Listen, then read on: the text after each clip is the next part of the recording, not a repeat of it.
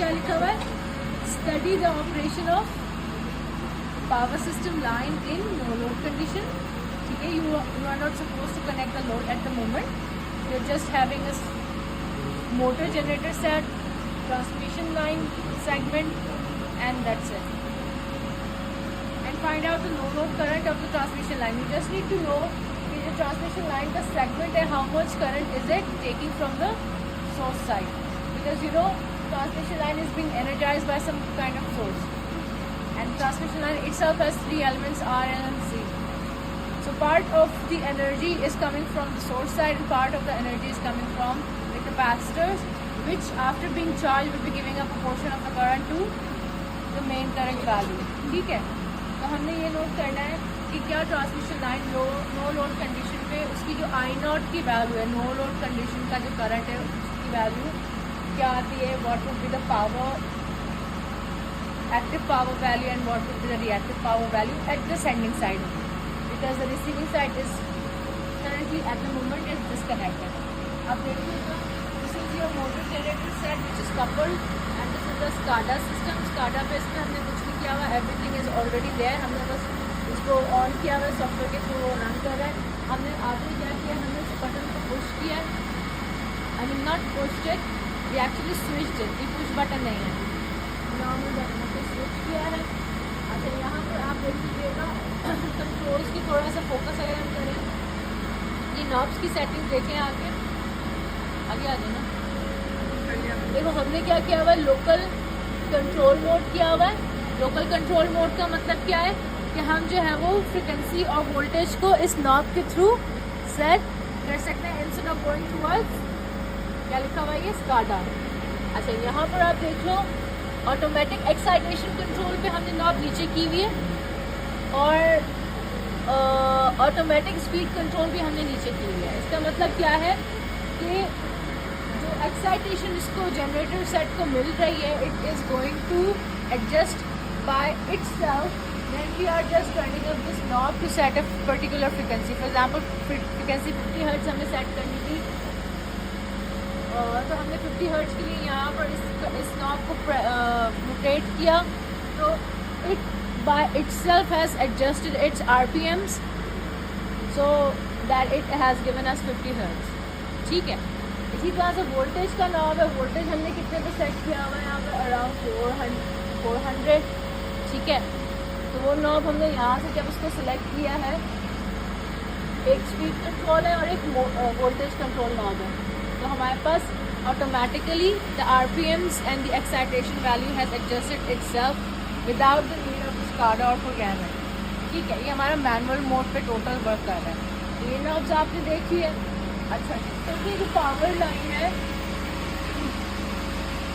This is actually the power module जहाँ से हमें पावर मिल रही है. अब हमने क्या गैस पावर को यहाँ से उठाया है, ठीक है, और कहाँ फीड कर दिया, इस वाले पैनल. अब ये पैनल कौन सा है, very good, this panel is actually your transmission line, जो आज का हमारा टारगेट है कि वी टू स्टडी. अब ट्रांसमिशन लाइन आपको पता है there were 2 configurations we studied in the lab. जब मैटलैब बना रहे थे तब हमने 2 तरह के कॉन्फ़िगरेशन देखे थे, एक पाई देखा था और एक P मॉडल देखा था. Can you just tell me by looking at this panel and you know the connectors what kind of configuration is it in right now. कोई करीब से आके देख के और फिर मुझे बताया कि कौन सा कनेक्शन है.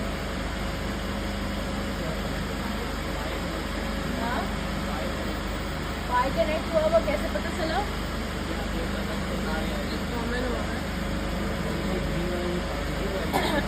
अच्छा, ये तो हमारी सप्लाई इन हो रही है इस वाले पोर्शन के अंदर. फिर ये जो हमारी सप्लाई सेंडिंग साइड का जो वोल्टेज है ना, ये अभी देखो कहाँ जा रहा है, ये सारा का सारा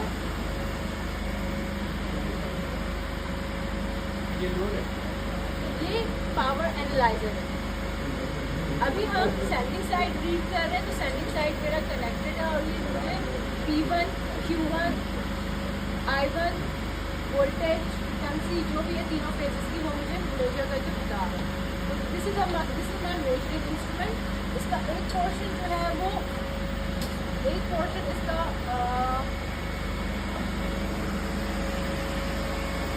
इन हुआ हुआ है और in and out, in portion going in, out portion going out. ये ऐसे ही कि जैसे आप एमीटर को हम बोलते हैं ना, एमीटर का एक टर्मिनल इन पे जाता है, एक टर्मिनल आउट पे जाता है, फिर वो हम मेजर कर सकते हैं just like that it is. ठीक है, एक तो ये बाहर से आपको बहुत ही एक्सप्लिसिटली मतलब कि प्रोमिनेंटली नज़र आ रहा है कि वो वहाँ से आ रहा है। तो उसका जो वाला है ना, ये अंदर से होता हुआ, अभी मैंने आपको बताया, तो ये अंदर से होता हुआ इस वाली साइड पे आया। ठीक है, और हमें चाहिए भी सेंडिंग साइड की सारी वोल्टेज की करंट की बात।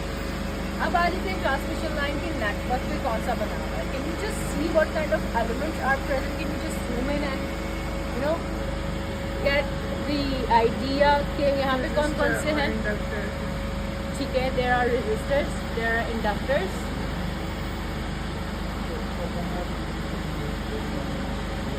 और क्या लग रहा है? Do you find any capacitors here?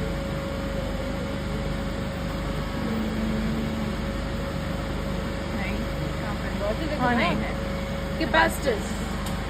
ये रहे कैपेसिटर्स। अभी मैं आप लोग को टाइम दूंगी, आप वन बाय वन करके आके और देख के चले जाइएगा।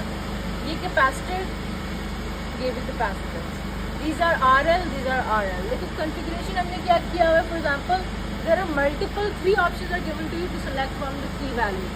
हमने जो सिलेक्ट की हुई है इस वक्त R की वैल्यू वो कितनी की हुई है? 15 ओम, 15 ओम्स, 15 ओम्स, 15 ओम्स। ये दोनों को, इस R को इस R से कनेक्ट करने के लिए कनेक्टर लगा दिया। Then we are moving on towards the another L portion. L portion जो हमने यूज़ किया हुआ है वो क्या हुआ है? 72 मिली हेनरी, 72, 72। फिर इन दोनों को लाइन के साथ कनेक्ट करने के लिए कनेक्टर आ गया। तो ये हो गया सीरीज सेक्शन। पैरेलल सेक्शन में कैपेसिटर्स हैं। यू हैव 2 माइक्रोफैरड, 3 इधर, और ये कितना है? ये भी 2 माइक्रोफैरड, 3 इधर। तो हमने कनेक्टर्स लगा दिए। तो इसका मतलब है now it has become a pi model. अगर आपको एग्जाम के लिए बोलेंगे come on and perform the lab on your own, but I want this kind no pi model, I want simple RL portion of the transmission line। तो आपको क्या चीज़ करना होगा? बस आपने जो है ये कंडक्टर्स यहाँ से जो है ये मैं अगर मैं हटा दूँ बहुत टाइट हो रहा है, तो ये डिसकनेक्ट करके सिंपल RL ट्रांसमिशन लाइन बन जाए।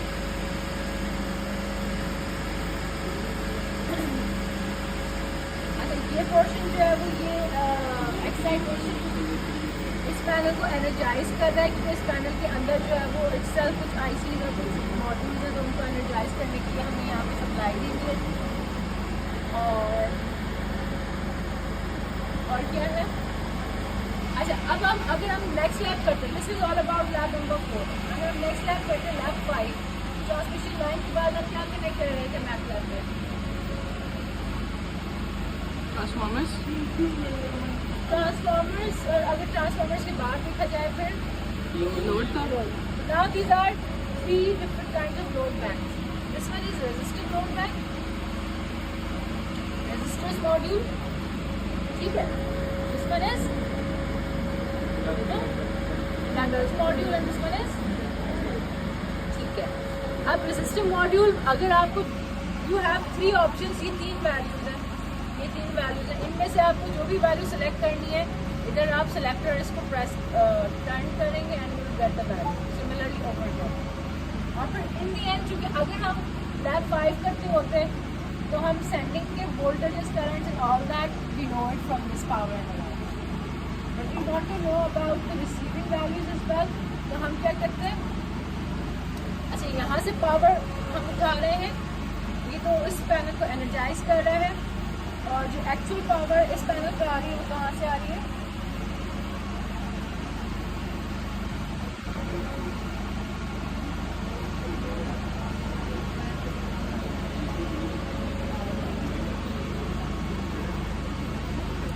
वो ये इस पैनल को एनर्जाइज कर दिया आपने थ्रू हेयर, इस पैनल को एनर्जाइज कर दिया थ्रू हेयर, और इस पैनल को एनर्जाइज कर दिया। हाँ, पहले वाले को यहाँ से पावर उठाई, इधर लेके आए, यहाँ से पावर उठाई इधर लेके आए, यहाँ से सीरीज में पावर उठाई इधर लेकर आए। ठीक है, अब हमें चाहिए क्या, अ काइंड ऑफ एमीटर चाहिए, इन एंड आउट। तो हम एमीटर का जो ये इन पोर्शन है, ये देखो ये वाला, ये इन पोर्शन फॉर एग्जाम्पल इधर जा रहा है।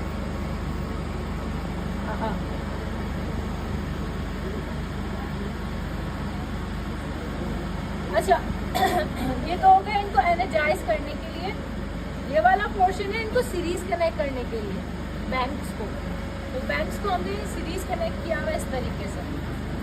अगर सिंपल आपको आरएल बैंक चाहिए होगा तो आप ये दो सीरीज कनेक्ट कर दोगे, यहाँ से ये वाला हटा दो, या अगर आपको एलसी चाहिए होगा तो आप ये वाला हटा दोगे ना, you will be putting it in. So these are your you know series connection points. अच्छा मैं ज़रा इसका वो देख लूँ, इन्होंने एनालाइजर कहाँ पे लगाए, क्योंकि कैपेसिटेंस मॉड्यूल अगर हम इंक्लूड कर रहे हैं तो एक हम इन जो है हमने उधर लगा दिया फर्स्ट आर के साथ, और एक आउट लगा देंगे हम यहाँ पर। हाँ इस तरीके, यहाँ पे आपका सेगमेंट और इस तरीके आर एल सी, आर का इन और सी का आउट, तो हम यहाँ लगा रहे होंगे। ठीक है, और इसका इन इन्होंने ऑलरेडी आई थिंक लगाया हुआ नहीं है, लेकिन हमने उसको लगाना कहाँ पे होगा, हमने एक इसका हम लगाएंगे उस तरफ, और जो दूसरा इसका है वो हम लगाएंगे इस तरफ।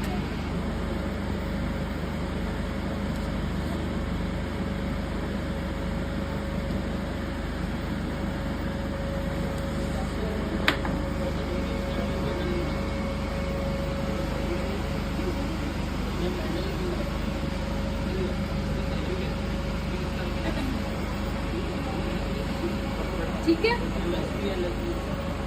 तो अभी आपने क्या करना है आज की लैब के अंदर, जो हमारा टारगेट है तो क्या होगा, we were just consider the portion here, get the values of P1 Q1 P1 I1 and all that and find out.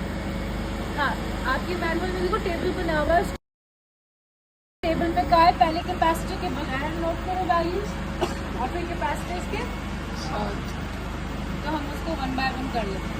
SCADA क्या है, स्काडा इज एक्चुअली सॉफ्टवेयर जिसकी प्रोग्रामिंग हुई है, और उसके थ्रू हम अपने पैरामीटर्स को या इस सिस्टम को की excitation, efficiency, RPMs, voltage level, ठीक है, ये सारी चीज़ें कंट्रोल कर सकते हैं। So it's actually a software, एक पर्टिकुलर एनवायरनमेंट है। अभी हमने जो नॉब लोकल मोड पे सिलेक्ट किया हुआ, लोकल मोड मतलब whatever we will be doing through these knobs। RPM select करने होंगे या वोल्टेज सेलेक्ट करना होगा तो we will be doing it। अच्छा ज़रा मीटर्स देख लो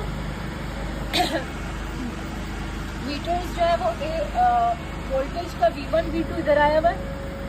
ठीक है, उसमें से एक फेज उठा के हर्ट्ज में दे दो और उसका दूसरा फेज उठा के हर्ट्ज में दे दो। एम्पेयर चाहिए, एम्पेयर हमेशा सीरीज में लगता है, तो एक पोर्शन एम्पेयर का यहाँ आ रहा है और दूसरा पोर्शन एम्पेयर का यहाँ आ रहा है। ठीक है, सही है।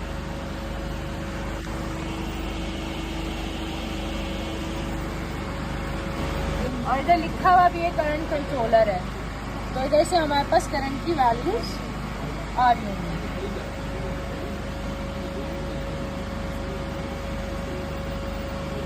और इधर लिखा हुआ है लाइन 1, लाइन 2, लाइन 3, तो यहाँ से हम वोल्टेजेस कैरी कर रहे हैं और मेजरमेंट ब्लॉक को दे रहे हैं यहाँ से इधर और इधर।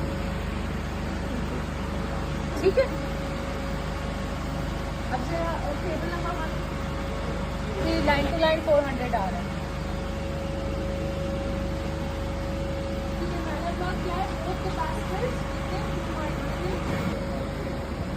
लाइन करंट,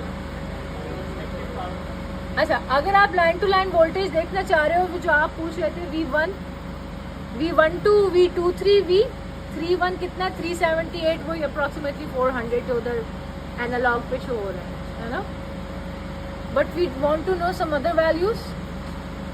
ये आ गई V1, V2, V3 phase values 220, 219 around. But we are interested in finding what? Q1 P1 I1 भी है। ये हर्ट्ज देखो, हर्ट्ज आ गई फ्रीक्वेंसी 50 हर्ट्ज। पेज हमें फिर चेंज करना पड़ेगा। I1 करंट आ रहा है, I1 करंट लिख लो 0.33 और I2 भी अप्रॉक्सीमेटली 0.32 है और 33 है। बैलेंस सिस्टम है तो कोई एक 32 या 33 लिखो यार, बैलेंस्ड 3 फेजेस है ना।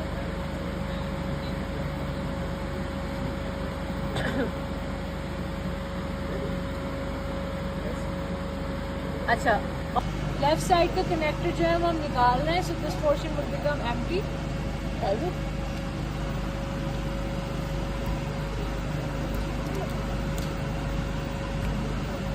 Now check the values.